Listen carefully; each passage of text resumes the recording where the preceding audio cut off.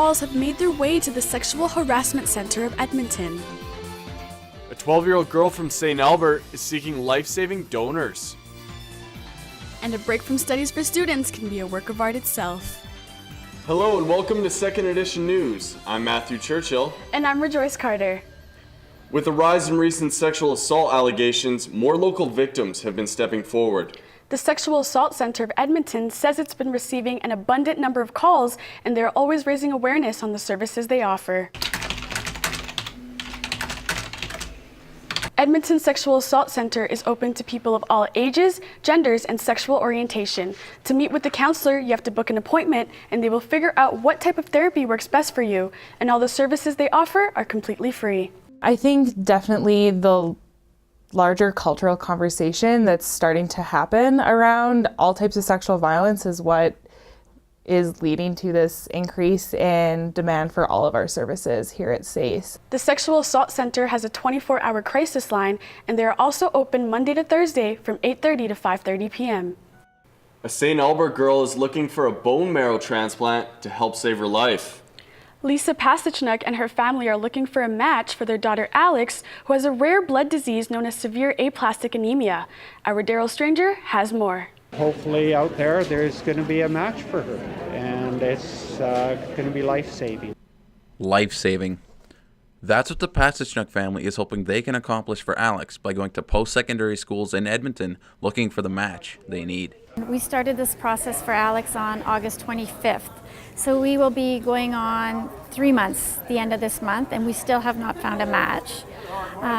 We are hopeful. They say there's a 70% chance of finding a match for her. It's just taken longer than we anticipated.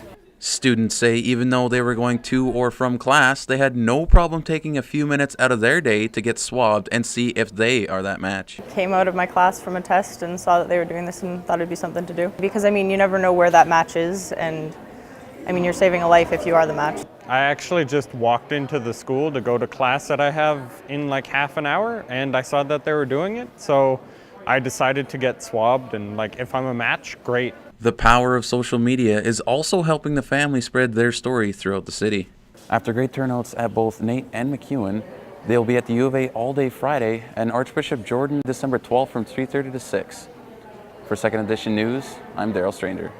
Winter in Edmonton is always unpredictable, and it didn't take long for things to get icy. We have a clip of a NAIT student who experienced a fall earlier this week and is now using his experience to warn students about slippery sidewalks.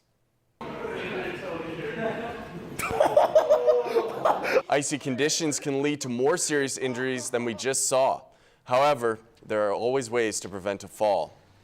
I think you definitely have to be aware of your surroundings. Be careful. Make sure that you have adequate footwear and clothing and things like that, especially here in Edmonton. Radio and television students at NAIT are feeling extra inspired after an industry legend paid them a visit. Dr. Zawani is accused of genocide, but he's Although busy doing cameos in movies and working as a full-time anchor in New York, Pat Kiernan was still able to stop by NAIT on Friday and talk about his experience in the industry. Students were all ears on what he had to say. It's not the same as it was trying to decide what the first job is. The first job can just as easily be another organization that's creating content and not that single path that there used to be out of radio and TV school, which is to get to a newsroom. Each semester, about 18 TV students graduate from NAIT, hoping to live their dream just like Pat. With the semester coming to a close, stress levels for students can get overwhelming. Art After Dark is one of the many events that NAITSA puts on during the semester to help students de-stress. So I'm just going to start creating these little guys kind of moving up. Art After Dark is a free event held twice a semester for students to get away from the school life and enjoy themselves. It's pictures like this one that the teacher creates himself and step by step shows the students how to create a masterpiece of their own. So it's kind of part of our how-to events, and they're just supposed to help students de-stress and kind of learn a new hobby if they never have that opportunity. All these events are free normally. Sometimes we charge $10 at the max if we're doing big events like the canoe trip. Students can register for the next Art After Dark and see the full event schedule at naitsa.ca. Students at Delton Elementary School got to experience a Ukrainian folk ballet story told through dance with the performance of Shumka's Nutcracker, Clara's Dream. The unique Christmas-themed Shumka production is put together by 47 of Edmonton's very own dancers and performers. And this year, we're working closely with City Ballet as well as with the Vita Ukrainian Folk Choir, and they're just going to bring their art and help lend their voices to how we tell the story. Tickets for the Shumka Nutcracker are still available for the Jubilee performances on December 29th and 30th. The holidays are what most high school students are looking forward to this time of year, but for a certain group of students, tuning up their robot is the first thing on their minds. 3, 2, 1. Students from all around the province have spent months getting their robots ready for the VEX robotics competition on Saturday, where they battled it out in the ring to outstack their competition.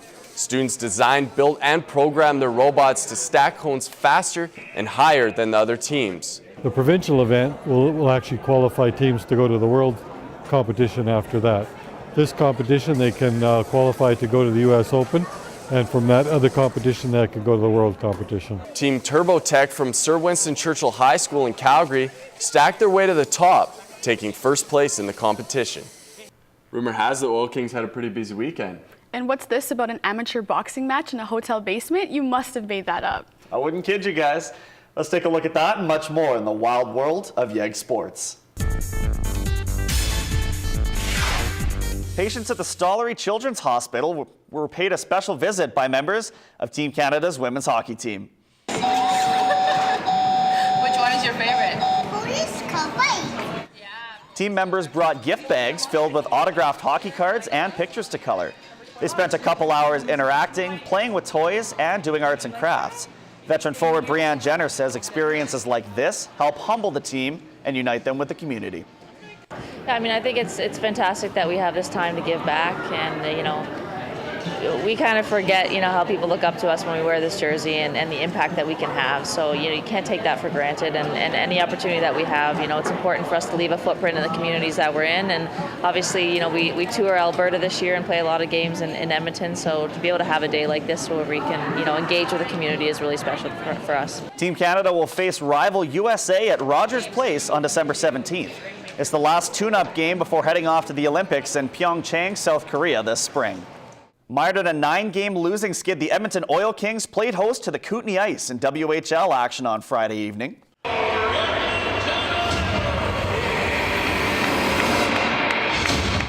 The Ice are sitting second in the Central Division. The Oil Kings, meanwhile, are in the basement. We kick things off with a bang as 7 seconds in, Ryan Pouliot absolutely tattoos Ty Gurla. That earned him 2 in the sin bin. Just under 6 minutes into the frame, Caden Taphorn pots his second of the year to open the scoring. 1-0 Ice. Then, less than 2 minutes later, Alec Baer goes cross ice to the league's first overall pick from 2016, Peyton Krebs. 2-0 Bad Guys. These fans are so mad, they're giving their team the finger. Fast forward to the second period after Matthew Robertson cut the Kootenay lead in half. It's Liam Keeler fighting off a check and tying things up at 2. Tempers flaring here as Jansen Leslie and Martin Bodak take some time to exchange phone numbers. Halfway through the third, it's Alec Baer with a tally of his own this time, driving the net and getting a greasy one past Travis Child, who's playing in his 100th career WHL game. That made it 4-2 Ice. The Oil Kings made it interesting in the final minute with Davis Kosh finding Twine with the extra attacker, but it wasn't enough as they dropped this one to Kootenay 4-3. Just under 6,200 fans watched their team drop their 10th game in a row. Captain Colton Keller is left searching for answers. Whether you have the experience or not, you never like losing, let alone 10 in a row. I think the biggest thing for us is, holding each other accountable, but, staying supportive. Now, on a more positive note for the Oil Kings, and stop me if you've heard this before, they unveiled yet another special edition jersey on Monday. Majority of the kids that we assist, this may be the only new gift that they get, and so it's very important. In the spirit of Christmas, the Oil Kings will be sporting ugly sweater-themed jerseys for their teddy bear toss game on December 2nd. The event is held every year to collect toys for 630 Chet's Santa's Anonymous program. When the Oil Kings score their first goal of the game, that's when it starts raining stuffed animals at Rogers Place. The game-worn jerseys will be auctioned off afterwards, with the money also going to Santa's Anonymous. The proceeds from the auction from the jerseys come to us, so it's really a big night for us at Santa's Anonymous. It would definitely be a pretty cool memento to have, down the road, scoring a teddy bear toss goal, but I think everyone just wants to, score anyways. The Oil Kings are looking to break last year's record of nearly 15,000 bears collected. You may have heard of the Thrilla in Manila or the Rumble in the Jungle. Well, Edmonton's Westchester Boxing Club played host to the King of the Jungle over the weekend, the second one to be exact. Fighters from all across Alberta and parts of BC packed into the basement of the Yellowhead Inn on Saturday to take in one of the world's oldest sports. The fight card was 14 bouts long with a wide variety of age and skill. Some fighters just sparred while others competed for special King of the Jungle belts in matches that were sanctioned by Boxing Alberta. Event organizer Louise Lepore says there are many reasons for her club to host an event like this one. I think it gives a definite glue to the community, to the people that are in the club. Everybody gets together, we all volunteer, and it brings them, I think, a lot of confidence, you know, because it's their club putting on the party for everybody. Plans are already in place for King of the Jungle 3 to go down this spring.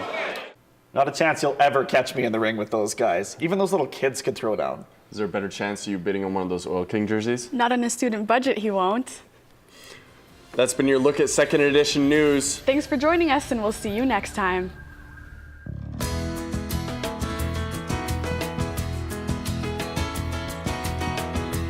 Hello and welcome to Cooking with Ernest. I'm Matthew Coleman, and this is Chef Josh. Film noir may be in black and white, but today's dish is full of color. It sure is. So we're going to actually be making a chili today, and we're going to infuse it with some whiskey as well. Sounds delicious. So we're going to start with the aromatics, a little canola, with some yellow onion. Is it just yellow onions, or can you use greens and such? It can. I wouldn't use green for this part, just because they'll burn a little bit quicker than our yellow counterpart. But red onion and white onion will work just fine. Well, red one's a favorite of mine. And what kind of peppers are these? So that's a serrano pepper that I just added. It's a little bit spicier than a jalapeno, but it's not too spicy. I'm just adding it for a little bit of flavor. Nice. I always do like a good jalapeno. And then we just have chili powder here. And then when I add the chili powder, I'm going to add a little bit of the whiskey as well, just to help it burn off some of the alcohol. We don't want to overpower it too much. You got to make sure all that alcohol cooks up. You'll be walking home a little cold. Yeah, you just want the flavor. You just want the flavor. And then we're going to add some ground beef. Now, can you use any other types of meat? You can. You can use chicken, pork. It all is up to personal preference. The good thing about chilies and soups and stews, it can be whatever you have readily available. So, is there any preferences you'd use, or is this just how you would always do it? This is pretty much what I do at home. I like very, very simple chilies. I don't like to add too many ingredients. That was just a little bit of tomato paste for richness, and then canned tomatoes as well for liquid. So can the tomatoes be omitted? Because I know a lot of people don't like tomatoes. Yeah, you're literally just adding the tomatoes. The acidity will help tenderize the meat, and it also just adds flavor. You don't have to use any type of tomato product if you don't want to. Okay. And what kind of beans are these? For beans, I like to use pinto beans.